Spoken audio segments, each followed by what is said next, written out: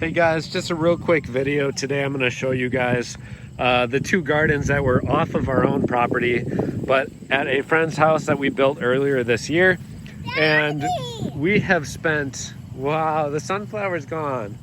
We have spent literally like no time on this garden at all. And yet we've been harvesting throughout the entire year. And I just want to illustrate to you guys, wow, thank you, that you don't always need the perfect gardens, or you don't need to spend a ton of time on them in order to get a harvest.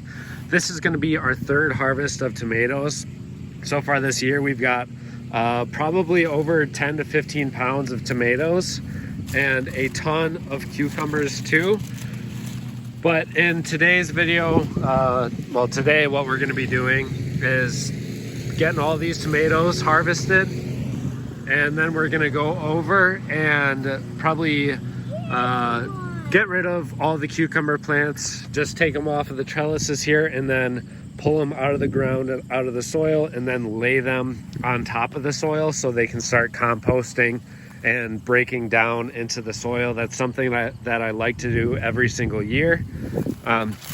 Instead of chopping it all up and then taking it off somewhere, what I'll do is I'll return all of this energy from the plant matter right down into the earth here. So that's going to provide some nutrients for the plants the following year. So we're going to get the last few cucumbers out of here. See, there's some real big ones that we can actually probably use for seeds.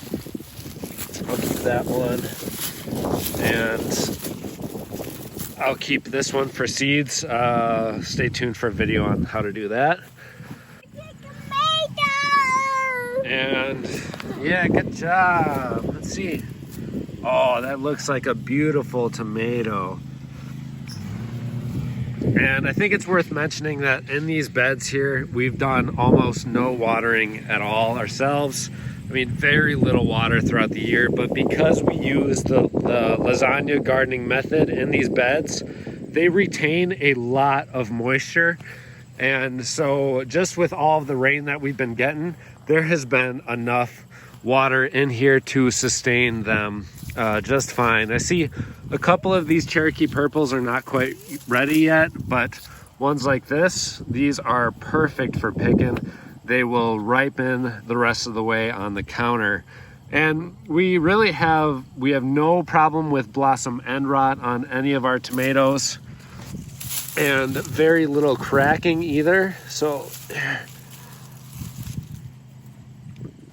a lot of prime examples of tomatoes with no work being put into them. They haven't been trellised, they haven't been grown the way I was planning on, because we just had no time this year for these garden beds. So it's really cool to see that, you know, you guys don't have to do everything to the books. You know, I always say gardening is about the journey and not about the rules. So this really shows that that's true.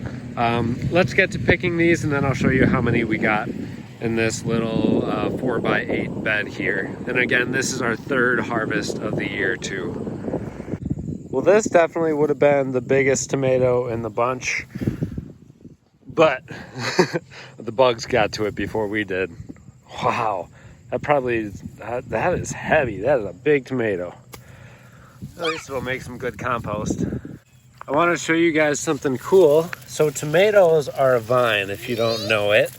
And we bury our tomatoes deep because they shoot out roots from the stem. So I'm going to illustrate you guys. This is where the tomato vine was laid down.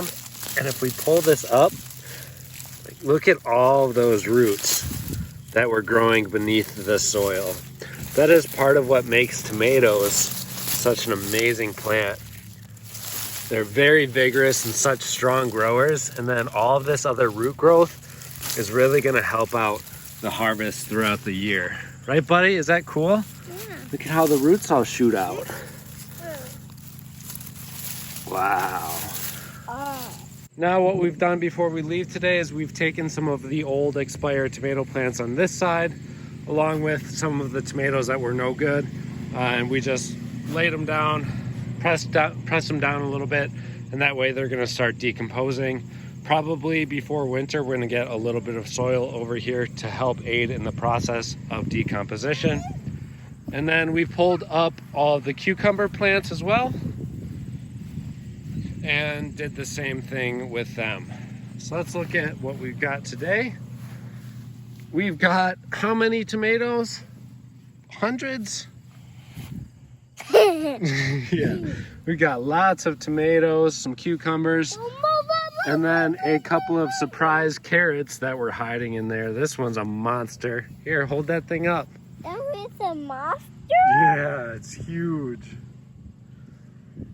It's a monster. Sure is. And So, this one is a monster too? yeah, look at this one all tangled up. That one made a knot.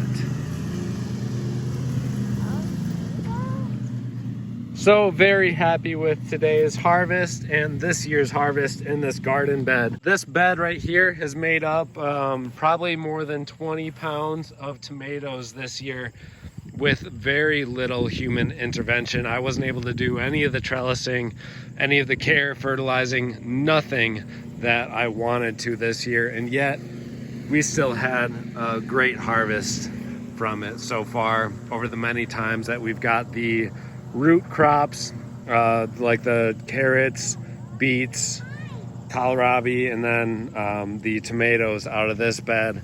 And we also got a ton of cucumbers out of this bed here. Although I will say in the future, I'm not going to use this chicken wire anymore because we did get a lot of cucumbers that got stuck in it. So I will probably use a cattle panel in the future with this method and trellising. I'm definitely always going to trellis my cucumbers, but not with this chicken wire. It's just a little bit too small. So thank you guys all so much for watching. I hope you had a great summer so far. Today marks the day that fall is now upon us.